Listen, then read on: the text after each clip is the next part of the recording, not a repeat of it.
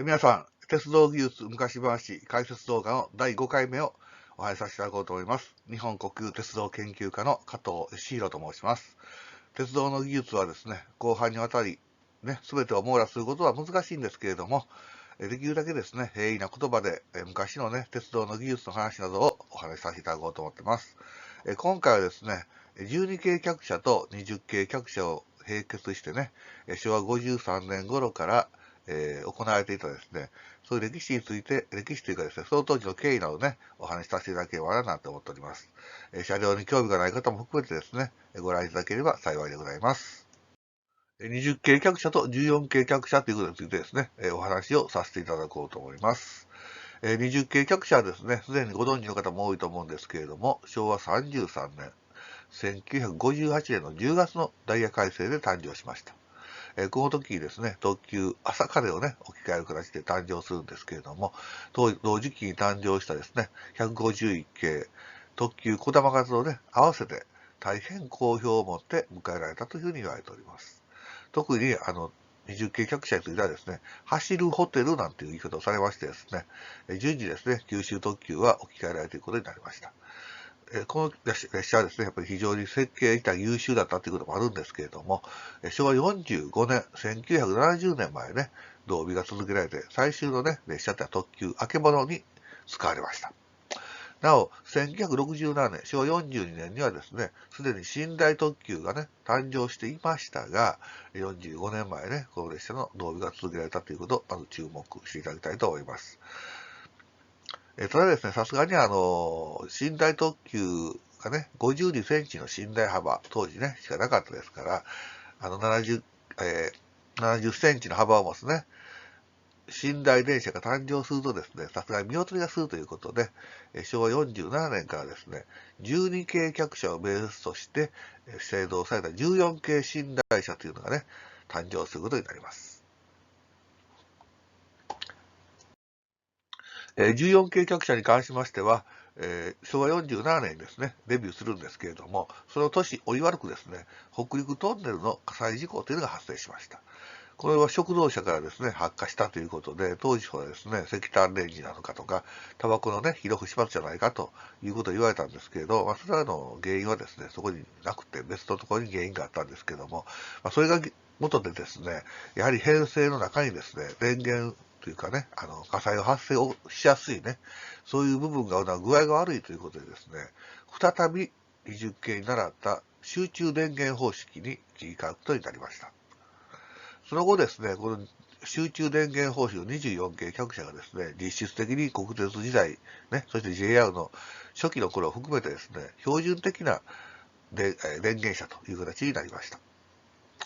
その後ですね、新幹線の開業により利用が減ってきた関西を中心にですね、寝台列車の改善を図る目的から、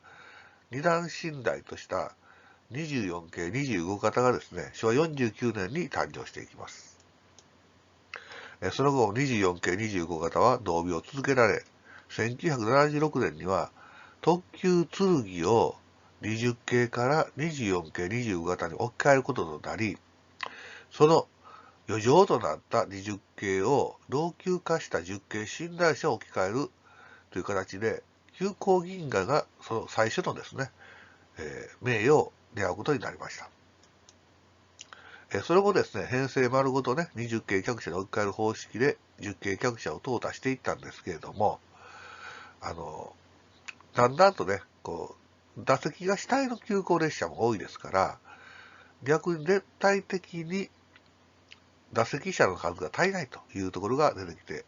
その場合ですね、12系客車と寝台車、20系の寝台車をね、連結しようやないかということに話がなっていきました。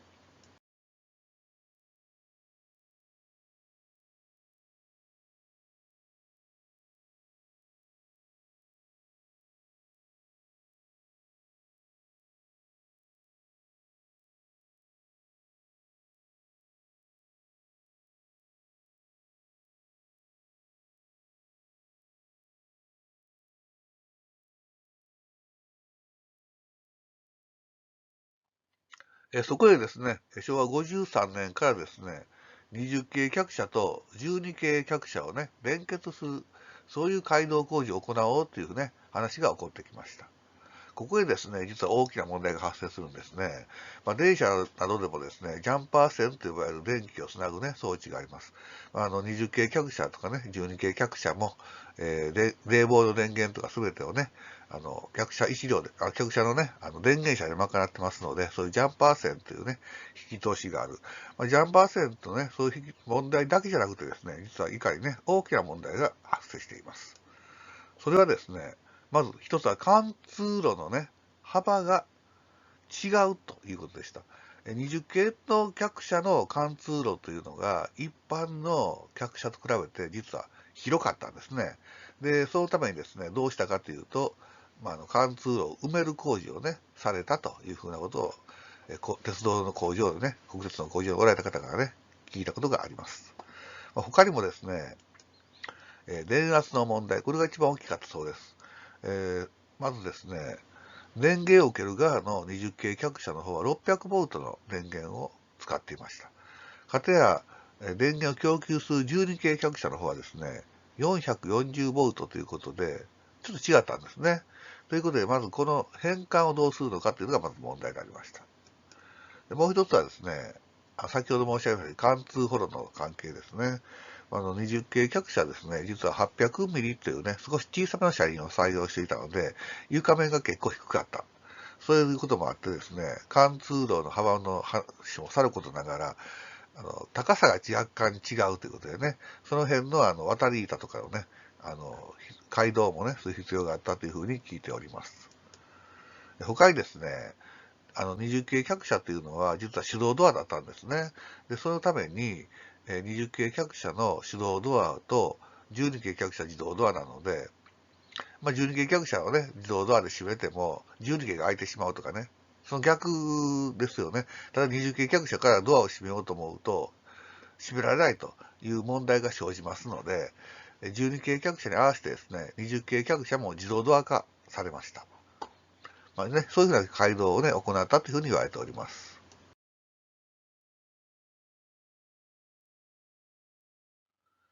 12系客車とね、20系客車を並行するということでですね、以下のようなね、改動がされたというふうに言われております。